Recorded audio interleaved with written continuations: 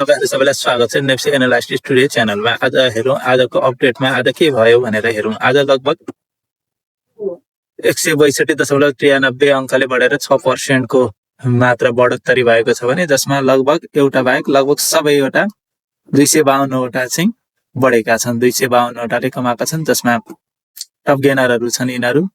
त्यस्तै टप लुजरमा एउटा मात्र देखेको छ भने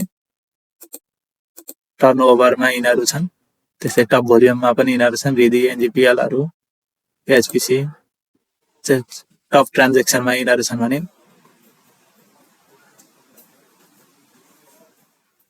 55 करोडको टर्नओभर भएको छ। लगभग 55.5 करोड भनौँ न 59 छ। जसमा चाहिँ 4,091 ट्रान्जेक्सन भएका छन् भने जसमा चाहिँ 261 वटा स्क्रिप्टहरू चलेका छन्। सक्नुहुन्छ आजको मात्रा चाहिँ लगभग स्थायी दिगो हिसाबले चाहिँ राजनीतिक यात्रा नेपालको बढ्न सक्छ, बढिरहेछ भन्ने खालको हिसाबले स्थायी बन्छ भन्ने सबैको विचारले गर्दाखेरि यसरी बढिरहेको छ। हेर्न सक्नुहुन्छ आज निकै मात्रामा बढेको छ नेप्से। यसरी खुलेदेखि नै लगातार बढोत्तरी भएको मात्र देखिन्छ। आज त के किन्न नै नभ्याउने हिसाबले यस्तो खालको भएको छ। हेर्नुस् अबको यात्रा भनेको हामीले के गर्ने भन्दाखेरि अब चाहिँ हामी चनाखो भएर किन्ने नै भन्ने खालको हिसाबमा लिन पनि सकिन्छ। हेर्न सक्नुहुन्छ किनभने अब यहाँबाट यत्रो बढेको सबैजनाले ध्यान दिएकोमा जम्मा कति भन्दाखेरि 55 करोड 1,100,000 10,000 लाख 10 लाख करोड 10 करोड 55 करोड 59 लाखको मात्रै टर्नओभर हुँदाखेरि पनि यत्रो बढेको छ। यसरी 6% को सर्किट लगाएर बढेको छ भने यो लामै यात्रामा दौडिन पुगेको देखिन्छ। जसमा अब हामीले यसो ध्यान दिनुपर्ने भनेको लगभग यसैलाई देखिन्छ। यहाँ हामी यो भन्दा अगाडिको हाइलाई हेर्न सक्छौँ। लगभग हामी यो 29.5 को छेउछाउबाट 3,000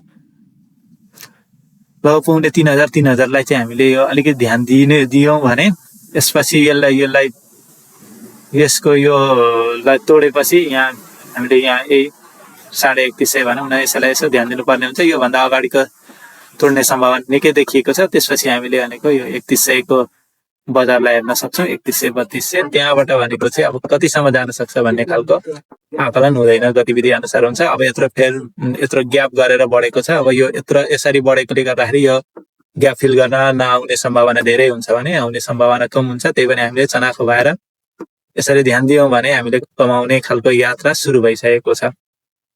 निकै व्यक्तिहरूको लगभग रातोमा हरियो आएर केही आशा सास दिलाइरहेको छ भने यसलाई हामीले ट्रेन्डलाई पकड्न सक्यौँ भने यो यात्रामा हामी निकै माथि फस्टाउन सक्ने सम्भावना देखिन्छ। धेरै समयपछि यस्तो आएको छ मौका कि यसरी घट्दाखेरि जसरी भत्तै बढेको छ हो त्यस्तै खालको हिसाब छ। अझ यो त के दुर्घटनाले भएको थियो भने अब यहाँ भनेको त एउटा कामनाले सबैले राम्रो खालको भविष्य उज्यालो भविष्य देख्ने सम्भावना छ। अब यो भनेको त अब भोलि आधी समय त अब किन्न नै नभ्याइएला भोलि पनि।